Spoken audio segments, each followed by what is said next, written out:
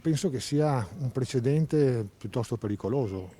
Dare in concessione a un privato un pezzo di suolo pubblico per 50 anni a una cifra modesta cambia anche, secondo me, delle prospettive che diventano appunto molto pericolose. Chi ha detto che Venezia è una città cara? Se lo sono chiesto alcuni tra i lettori della delibera di giunta con cui il comune ha affittato per 50 anni ad un futuro albergo di Cannaregio, a pochi passi da Rialto, 141 metri quadri di suolo pubblico, che per il prossimo mezzo secolo diventerà privato, ad una cifra che smentisce la nomea del capoluogo del Veneto. Il canone annuale è di 5.300 euro, quindi sostanzialmente dovrebbero costare 400 euro al mese.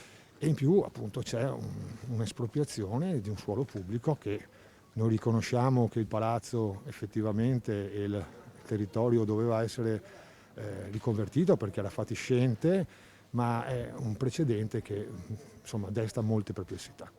Ad essere interessati dalla delibera sono il sottoportico Leon Bianco, da utilizzare a fini espositivi e commerciali, anche non esclusivamente per i fruitori dell'hotel, la Corte del Leon Bianco e il Pontile Acqueo.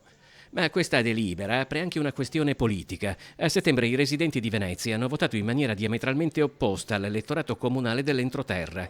In Laguna, la coalizione che sosteneva la candidatura a sindaco di Luigi Brugnaro ha raccolto circa la metà dei voti presi nell'entroterra, col risultato di una municipalità che ha una visione molto diversa della città rispetto a Caffarsetti. Ci sono politiche che vanno in direzione opposta rispetto a quello che buona parte dei residenti chiedono e quindi come municipalità cercheremo di mettere in campo tutte le energie e tutte le forze al fine di tutelare quello che resta della comunità veneziana.